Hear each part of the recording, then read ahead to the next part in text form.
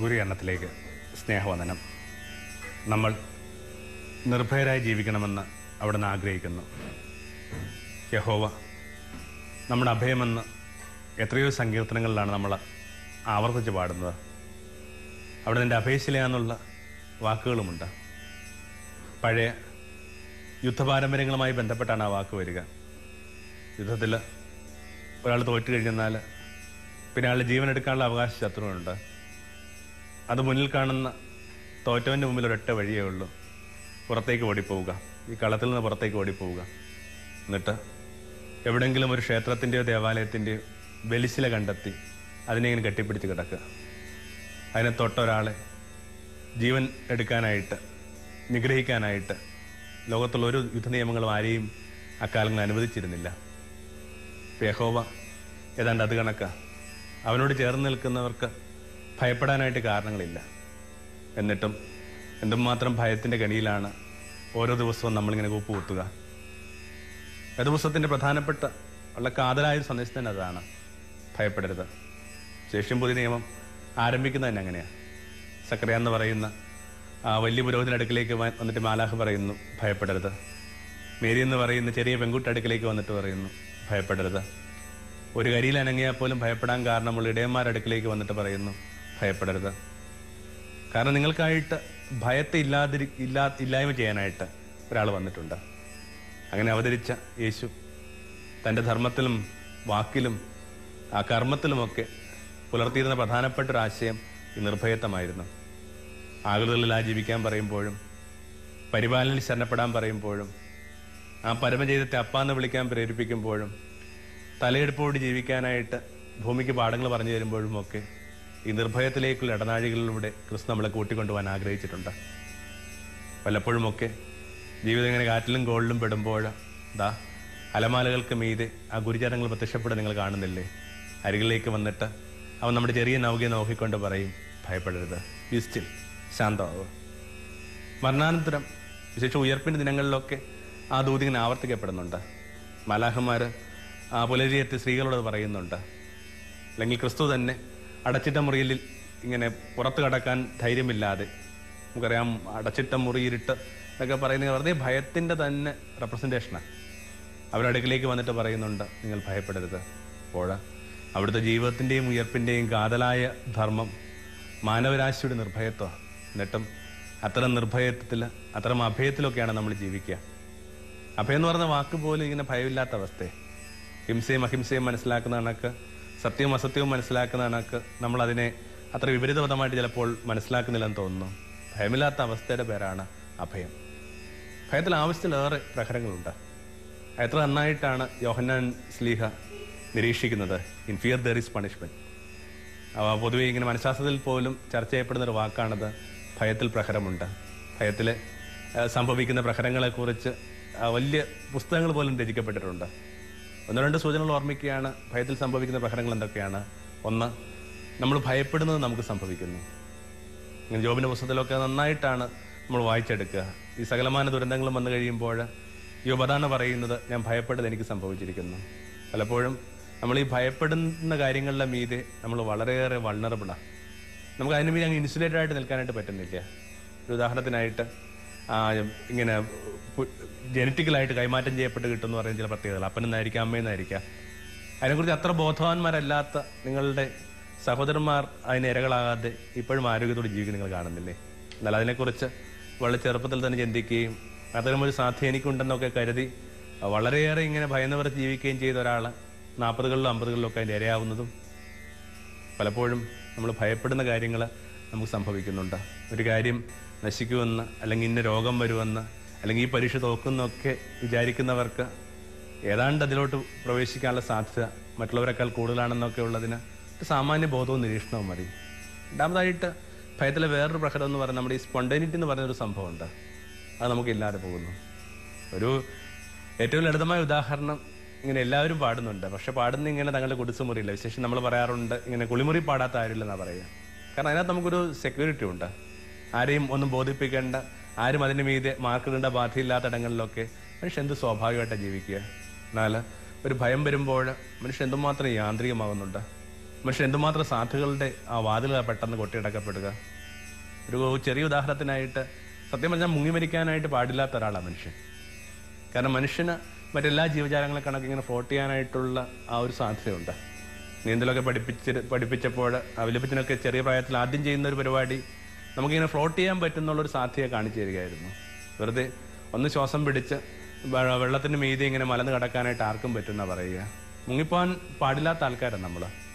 ഒരു എലിയെ നിങ്ങൾ വെള്ളത്തിലോട്ട് ഇട്ട് നോക്ക്, ഒരു പാമ്പിനെയോ അല്ലെങ്കിൽ എന്തിന് ഈ കോഴിയെ പോലും ഒന്ന് ഇട്ട് നോക്കുക. അത് ഒന്ന് നോക്കിയിട്ട് പിന്നീട് പതുക്കെ പതച്ച് കല്ലോട്ട് വരുന്ന കാണുന്നില്ല. എല്ലാ ജീവജാലങ്ങൾക്കും ഇങ്ങനെ വെള്ളത്തിൽ മുങ്ങാതെ പോകാതിരിക്കാനായിട്ടുള്ള ഒരു സാധ്യത ഉണ്ടെങ്കിൽ എന്തുകൊണ്ടാണ് മനുഷ്യന് പറ്റുന്നത്? എൻ്റെ അർത്ഥം അതല്ല പ്രശ്നം. ഈ ഭയത്തോടു കൂടി അവൻ്റെ ചില സ്വാഭാവികമായ സാധ്യതകളുടെ ആ വാതിലുകൾ ജാലകങ്ങളൊക്കെ കൊട്ടിയടക്കപ്പെടുകയാണ്. അപ്പോൾ മറ്റേ ഒരു പണിഷ്മെൻ്റ് എന്ന് പറയുന്നത് അത് തന്നെയാണ്, എൻ്റെ സ്വാഭാവികം നഷ്ടമാകുന്നു. മൂന്നാമതായിട്ട് ആ ജീവിതം ഇങ്ങനെ പലതിൻ്റെയും എരയോ കരുവൊക്കെ ആയിട്ട് മാറുന്നു. എന്തുമാത്രം നിശ്ചലതയാണ് ജീവിതത്തിലോട്ട് വരുന്നത്. ഒരു പുസ്തകത്തിൽ വായിച്ച കണക്ക് ഒരു ചെറിയ കിളി ഇങ്ങനെ പറന്ന് കളിച്ചുകൊണ്ടിരിക്കുക, ഒരു കുരുവിയാണ്. പെട്ടെന്ന് അതേ പുല്ലിനകത്തുനിന്ന് ഒരു സർപ്പം ഇങ്ങനെ തലപൊക്കി വരിക. ആ സെക്കൻഡിൽ ആ കാഴ്ചയിൽ ഈ ചെറിയ കുരുവി ഇങ്ങനെ ഹിമവൽക്കരിക്കപ്പെടുക, ഫ്രോസൺ ആവുക. അതിന് കുഞ്ഞിച്ചിറകൾക്ക് ഇപ്പോൾ ശക്തിയില്ല.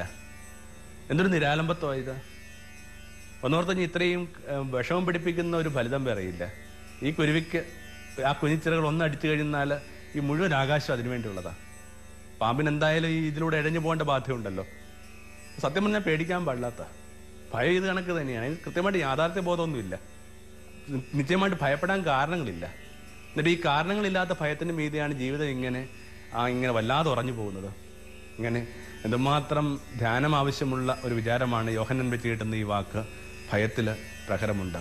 അപ്പോൾ നമ്മൾ നിർഭയരായി ജീവിക്കുക എന്നുള്ളത് ഇങ്ങനെ പ്രഹരമില്ലാതെ ജീവിക്കുക എന്നുള്ളതിന് വേണ്ടിയാണ്, സാധ്യതകൾ ജീവിക്കാൻ വേണ്ടിയാണ്, സ്വാതന്ത്ര്യത്തിൽ ജീവിക്കാൻ വേണ്ടിയാണ്, തലയെടുപ്പോട് ജീവിക്കാൻ വേണ്ടിയാണ്. ടാഗോറിൻ്റെ ഒക്കെ ആത്മകഥയൊക്കെ വായിക്കുമ്പോൾ ഒരു ഭാഗം വല്ലാതെ അങ്ങോട്ട് നമ്മൾ അലട്ടുന്നുണ്ട്. 14 മക്കളാണ്.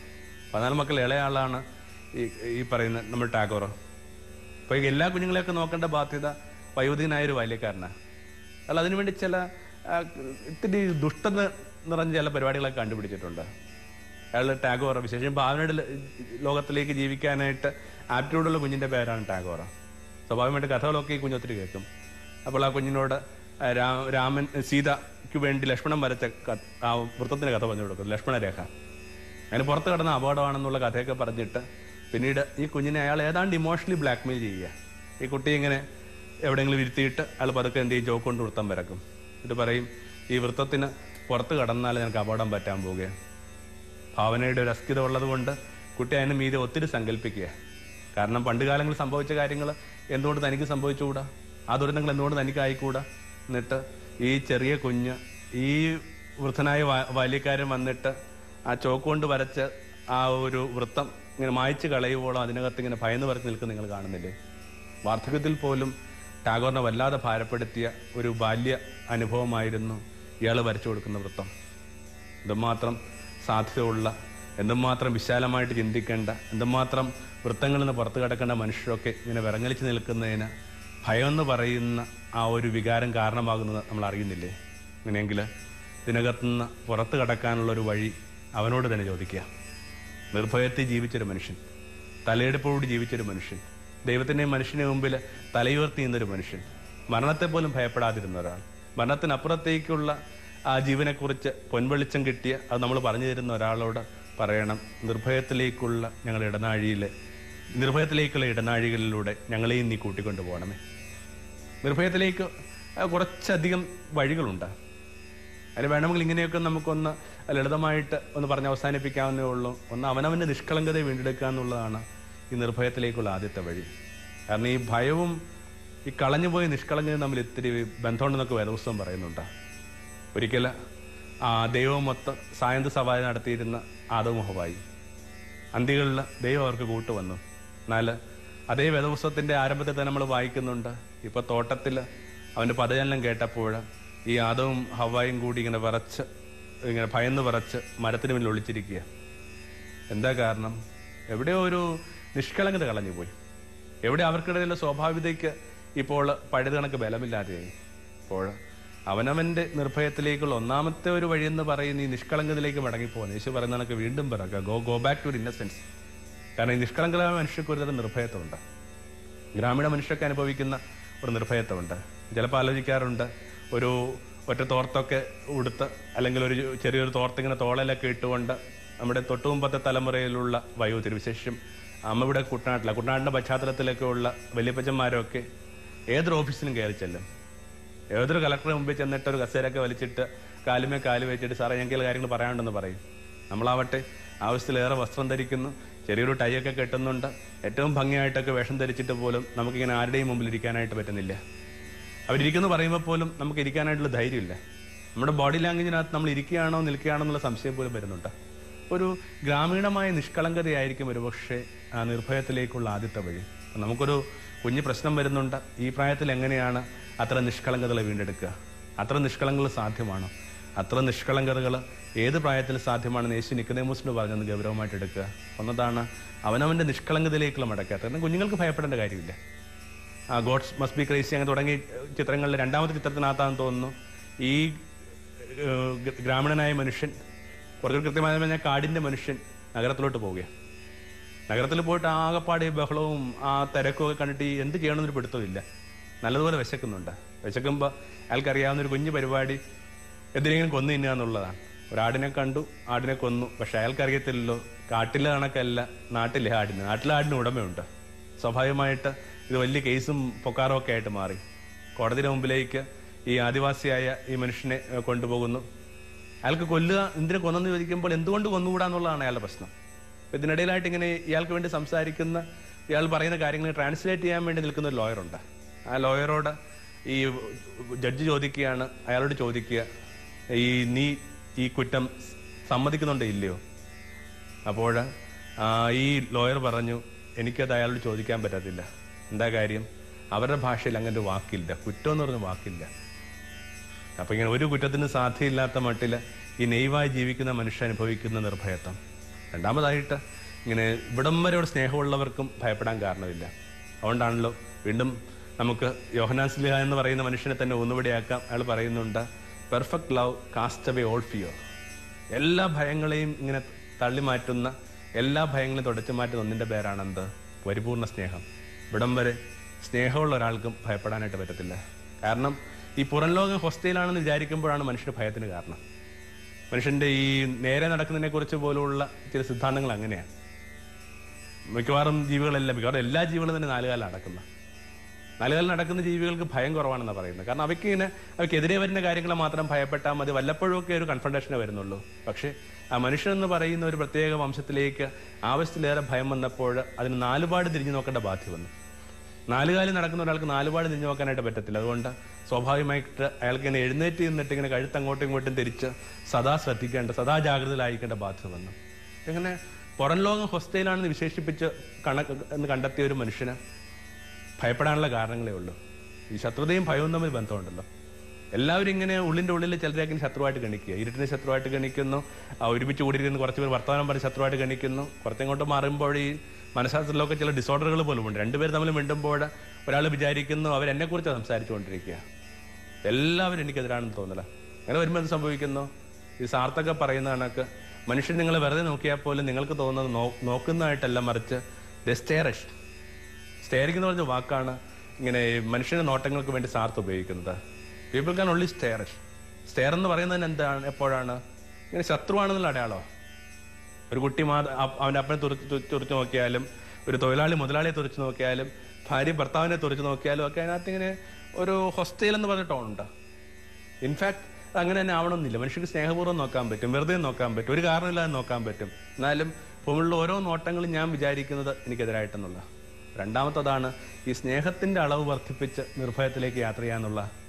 മൂന്നാമതായിട്ട് യാഥാർത്ഥ്യബോധം.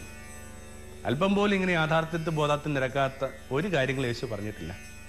ഓരോരുത്തർ അവരവരുടെ ജീവിതത്തെ കുറെ കൂടി ഇങ്ങനെ യാഥാർത്ഥ്യബോധം സ്വീകരിക്കാനായിട്ട് അവിടുന്ന് പരിശീലിപ്പിച്ചത്. ഇന്ന കാര്യങ്ങൾ ഇന്ന രീതിയിലൊക്കെ ആയിരിക്കും.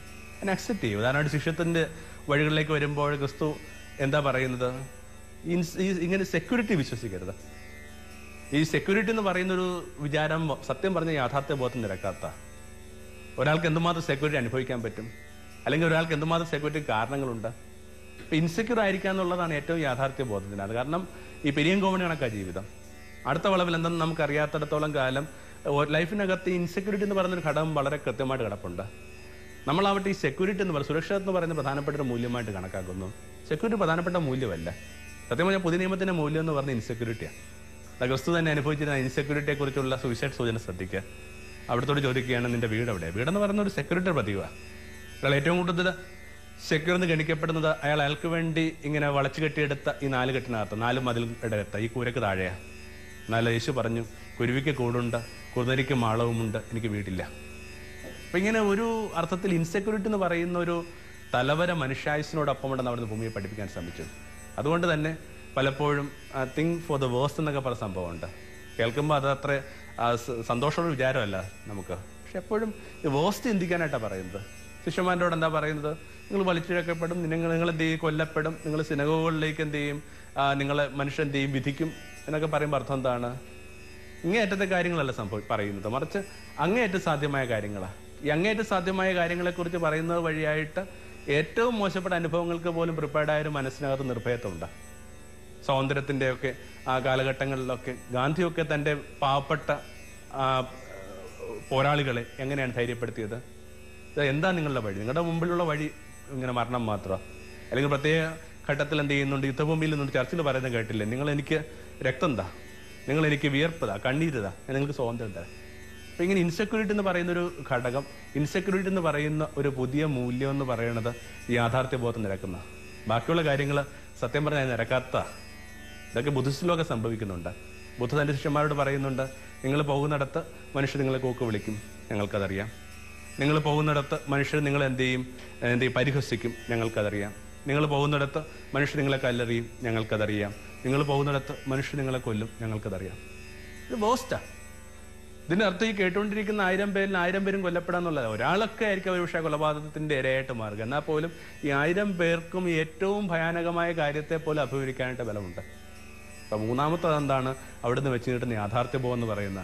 നാലാമതായിട്ട് പുതിയൊരു ദൈവസങ്കല്പം, ഈ നിർഭയത്തിലേക്ക് നമ്മളെ നയിക്കുന്ന ആ ദൈവസങ്കല്പം. ആ ദൈവസങ്കല്പത്തിന് യേശു ഇട്ട പേര് അപ്പ എന്നുള്ള. അപ്പൻ എന്ന് പറഞ്ഞ ഒരു വാക്കുകൊണ്ട് പരിഹരിക്കപ്പെടാവുന്ന ഭയങ്ങളേ ഉള്ളൂ ഭൂമിയിൽ. കാരണം നമുക്ക് എല്ലാവർക്കും നല്ല അപ്പന്മാരുടെ ഓർമ്മകളുണ്ട്.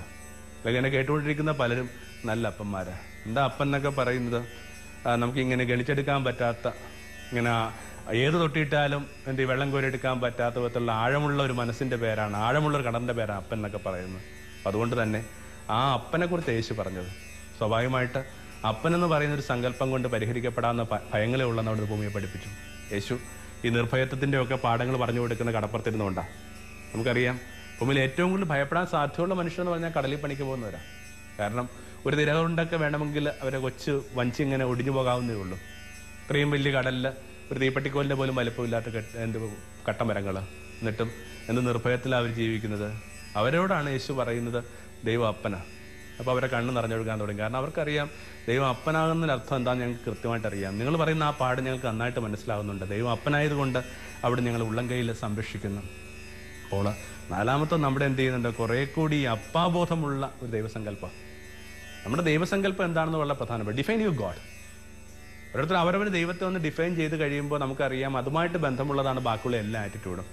ദൈവം ഇങ്ങനെ ദൈവം വിധിക്കുന്നതാണ്, ശിക്ഷിക്കുന്നതാണ്.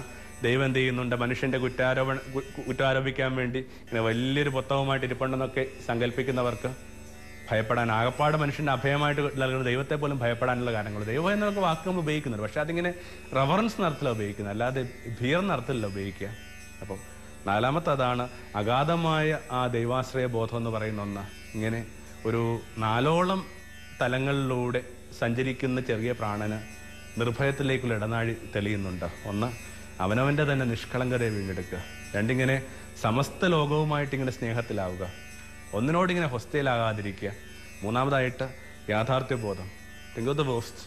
ഇതൊന്നും സംഭവിക്കാൻ പോകുന്നില്ല, എന്നാലും തിങ്ക് ഓഫ് ദ വേസ്റ്റ്. പരമാവധി ഇത്രേ സംഭവിക്കാൻ പറ്റത്തുള്ളൂ. അതുകൊണ്ടാണ് എനിക്ക് തോന്നുന്നു മേരിയുടെ ജീവിതത്തെ ഏറ്റവും കൂടുതൽ കൺസ്ട്രക്റ്റീവായിട്ട് സഹായിച്ച ശമയനാണ്. ഒരു ചെറിയ കുഞ്ഞിനെയുമായിട്ട് പള്ളി ചെല്ലുമ്പോഴേക്കും ആ ശമയൻ എന്ന് പറഞ്ഞ ജ്ഞാനവൃദ്ധൻ ഇങ്ങനെ പടവുകൾ ഇറങ്ങി വന്നിട്ട് ഈ അമ്മയോട് പറയുകയാണ്, അമ്മേ നിന്റെ ഉള്ളിലൊരു വാള് കടന്നു പോകും. വാസ്തവത്തിൽ ഈ മനുഷ്യൻ ഈ സ്ത്രീയെ യാഥാർത്ഥ്യബോധത്തോടുകൂടി ജീവിതത്തെ കാണാനായിട്ടും ഏറ്റവും വേസ്റ്റായ കാര്യങ്ങൾ വന്നാൽ പോലും പതർന്നും തകർന്നും ഓർമ്മിപ്പിക്കാൻ വേണ്ടിയാണ്. നാലാമതായിട്ട് ആ അപ്പാബോധം. ആ അപ്പ നിശ്ചയമായിട്ട് നിങ്ങളെ പൊതിയുന്നുണ്ട്. ആരോ ഒരാൾ നിങ്ങൾ ഏത് ഭയങ്ങളിലൂടെ കടന്നു പോകുമ്പോഴും ഇങ്ങനെ പൊതിഞ്ഞു നിൽപ്പുണ്ട്. പഴയ നിയമത്തിൽ നമ്മൾ വായിച്ചു കേട്ടിട്ടില്ലേ, അവർ നടന്നു പോകുമ്പോൾ രാത്രിയും അഗ്നിയായും പകൽ മേഘമായിട്ടും കർത്താവ് അവർക്ക് കൂട്ടുപോയി. ഏതൊക്കെ വഴികളിലൂടെ നടക്കുമ്പോഴും അവിടുത്തെ സ്നേഹം, ശേഷി ഉയർപ്പ് ദിനങ്ങളിൽ അവിടുത്തെ സ്നേഹം നന്നായിട്ട് നമുക്ക് തിരിച്ചറിയാനായിട്ട് പറ്റും. ആ അവിടുത്തെ സ്നേഹം നിങ്ങളെ പൊതിഞ്ഞ് സൂക്ഷിക്കട്ടെ. പകൽ മേഘമായും രാത്രി അഗ്നിയായും കർത്താവ് നിങ്ങൾക്ക് കൂട്ടുവന്നിട്ട് നിർഭയത്തിൻ്റെ ഇടനാഴികളിലൂടെ അവിടെ നമ്മളെ കൂട്ടിക്കൊണ്ടു പോകട്ടെ. ആമേൻ. ജീവിതം പ്രഭാമയം സന്നിധാനം.